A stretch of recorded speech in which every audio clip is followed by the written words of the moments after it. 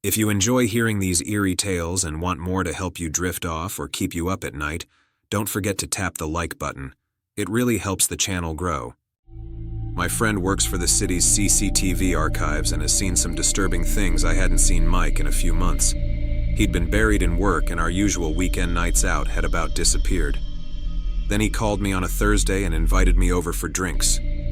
I jumped at the invite, but took note of how depressed he sounded on the phone. By the time I got there, Mike had already started drinking and was slurring his words. A dark cloud seemed to hover over him, which got worse as we drank. I finally asked what had been going on with him. Mike turned darker, afraid. He said it had to do with work.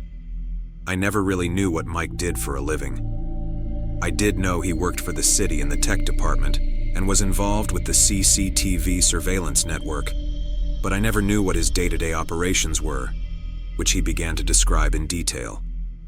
Mike explained there were thousands of cameras scattered throughout the downtown core, outlying neighborhoods, and well into the suburbs of our 1 million-plus city. His responsibility was to categorize and archive all the incoming footage. Most of the footage went into very general classifications and were saved in hard drive farms and identified with a lengthy combination of numbers and letters for categorical archiving. They were truly meant to be forgotten about. It was an expansive task, but Mike designed and built an AI screening program that detected common patterns in footage, then sectioned out anomalous behavior for review.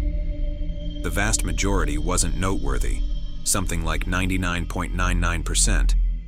Then there was the 0.01%. The car accidents, assaults, swarmings, rapes, abductions, murders. Those went into a special archive for use in criminal investigations. And then, there was the 0.001%. They were held in a classified archive and contained footage capturing events that for all accounts were unexplainable. This was called the Tartarus Archive. I looked up the word Tartarus after and discovered it was one of the darkest, deepest prisons from Greek mythology. It was said that if you dropped an anvil from heaven, it would take 7 days for it to reach the earth. It would take another 7 days for the anvil to reach Tartarus. It was the place you sent titans when there was nowhere else that could contain them. When Sisyphus was condemned to an eternity of futility and frustration with a large boulder and a mountain slope, that punishment was carried out in Tartarus. As it turned out, the name was quite fitting to the archive's growing contents. Some footage could be simplified to strange optical anomalies in the camera and coincidences of light or crackheads on a bender through the subway systems. Other footage, though, defied logic. The others are what captured Mike's mind that evening. He'd been breaking protocol and bringing hard drives home at night. In fact, he'd been splicing the footage together, capturing and compiling repeat aberrations and editing them into linear sequences. Mike wanted to show me some. It wasn't in a bragging or showing off kind of way. It felt more like the sharing of a heavy burden kind of way. I asked if showing me would get him in trouble, but he waved the idea away. I said, yeah, obviously. I want to see what's going on in my city. Mike led me into his workroom, where he had monitors and towers and piles of externals set up. We sat down and he skimmed through some drives nervously. Then he landed on one. Mike told me this anomaly was codenamed Lincoln Spectre. He pressed play. On the largest screen, black and white footage started up, showing Lincoln Avenue, one of our less attractive downtown streets, at 3 a.m. The camera angle showed the length of Lincoln Avenue as it led into the downtown core. The street appeared empty and quiet. From a side road, a woman emerged, walking towards the camera. As she approached the intersection, she turned over her shoulder and appeared to scream. The woman took off, sprinting, past the camera, which cut to a new, wider angle from another camera across the street. We watched the woman running frantically, seemingly being chased. But she was the only one on the street. There was no one else anywhere around her. The woman kept screaming as she ran, and the cameras kept following, cutting between different CCTV angles. We watched as the woman was chased into the middle of an empty intersection. She fell, then cowered as if something massive was standing over her. The woman's neck stiffened, and she began to levitate off the ground. Her body looked like a rag doll as something lifted her by the throat until she was floating, a dozen feet above the road, in the middle of the intersection. Then the woman's head snapped to the left, and her body fell back to the ground. The video ended and went black. I sat shocked. Mike saw my expression and said, "You ain't seen nothing yet."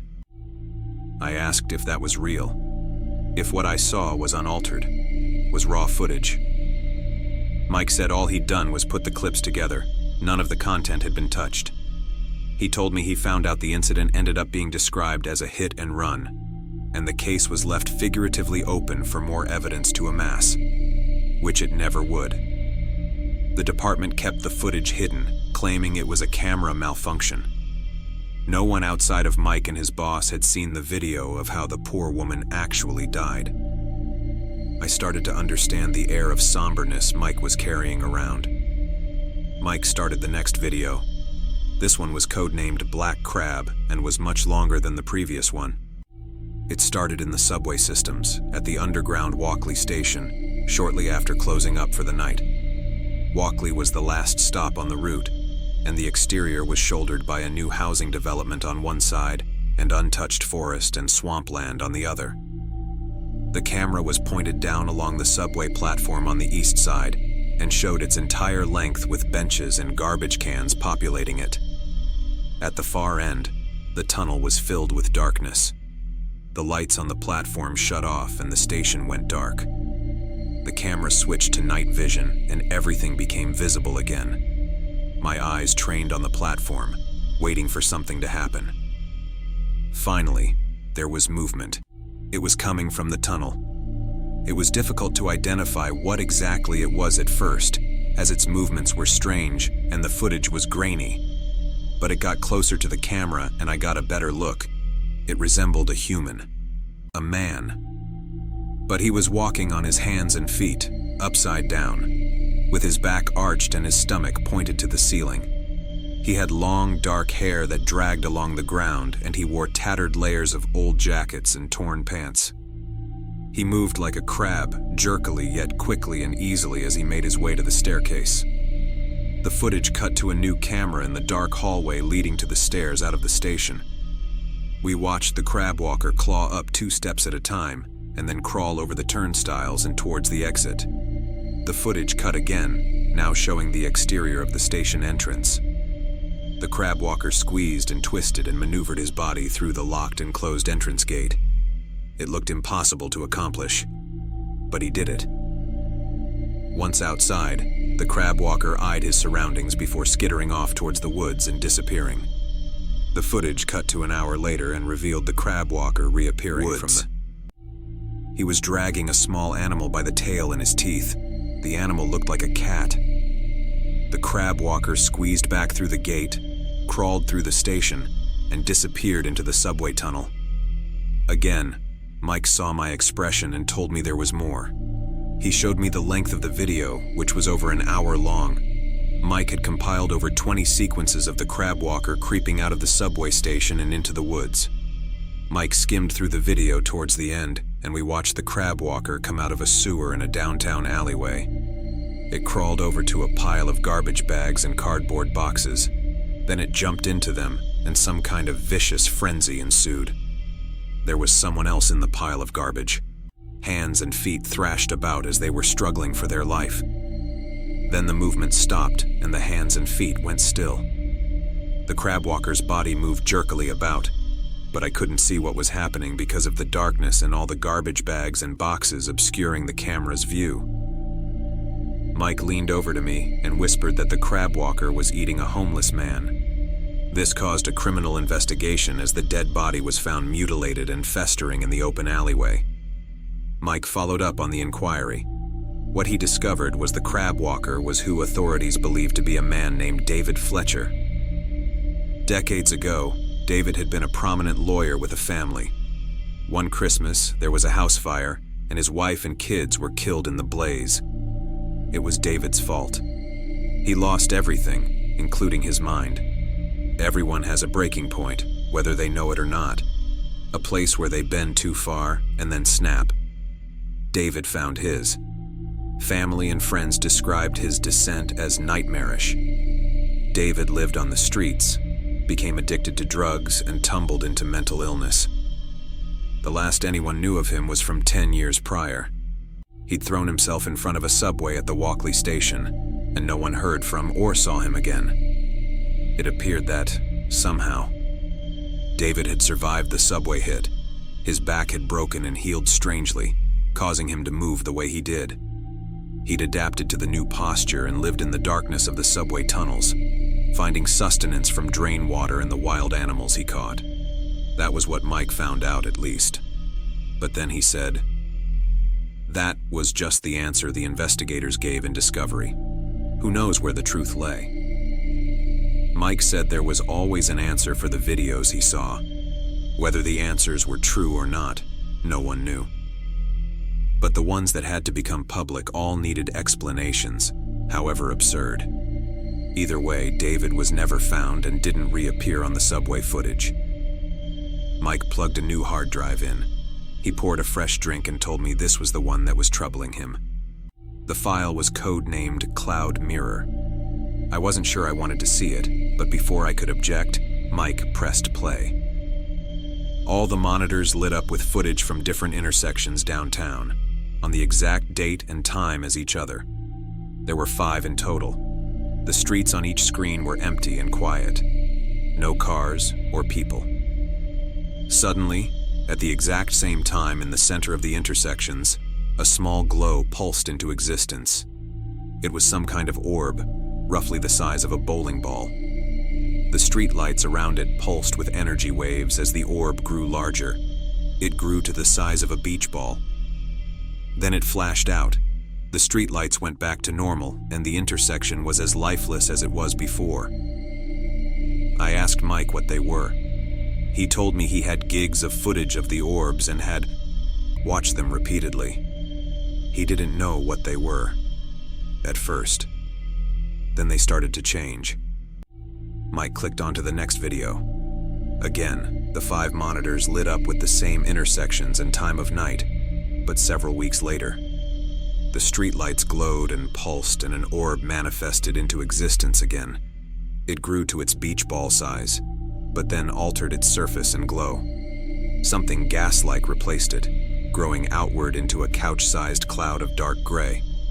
One of the cameras was closer, so I got to see the small clouds in detail. It looked like a volcanic eruption wrapping around itself.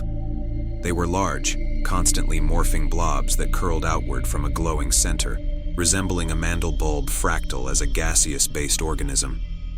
It was fascinating to see them floating in the middle of the street, so alien to our roads and stoplights and street lamps. Then they began to move, gliding down empty roads. The cameras cut to different angles, following the clouds on some unknown path, zigging and zagging onto new streets and through alleyways. Then they'd stop. The clouds hovered in the center of their intersection. They'd lower to ground level, standing straight up like a large coffin. Holding rigid to the shape, their exteriors continued to shift and mold together like magnets made of smoke. Something on one of the monitors caught my eye. Down the street, people appeared. They'd seen the cloud and were walking towards it. The group looked drunk and fascinated by the floating entity. So much so, they were approaching it. As they did, the cloud became brighter. The street lamps around it pulsed. The group were in some kind of trance, staring into the morphing blob. One of the group, a guy, stared into it like a zombie, then walked right into the cloud and disappeared. None of the group tried to stop him. Instead, another one followed him in, and another, and another. All 5 members of the group disappeared in the cloud, then they reappeared. One at a time. The guy first. Then in the order, they went in. Only, they weren't stumbling and boisterous and drunk now. They were walking upright, using minimal movements. They formed in a perfect 5-person circle for several seconds over quick words, then turned and all went in separate directions. Their strides, arm swings, and speed all matched. Another monitor showed a similar situation with a larger group of people. lost in reverie as they marched, one after another, into the cloud. Each monitor showed the same thing now. People entering the clouds and coming back out. Different. Mike stopped the video. I asked him if he'd shown this to anyone else. He said he hadn't. Not even to his one boss, which was a problem, because he had a meeting with his boss in the morning to discuss the missing footage. I asked why he didn't show the footage to his boss. This footage seemed more than serious. People were being replaced by something. Mike sighed and put a new video on. The main monitor lit up and showed a new downtown street. The date was from earlier this week. One of the clouds was floating in the intersection. A middle-aged couple were walking nearby, the husband with a slight limp in his right leg. The couple saw the cloud and were sucked in by its aura. They approached it, eyes wide and mouths open. Both the husband and wife entered the cloud and disappeared. After a moment, they reappeared. The husband's limp was gone. Mike turned to me and said, "That was my boss and his wife.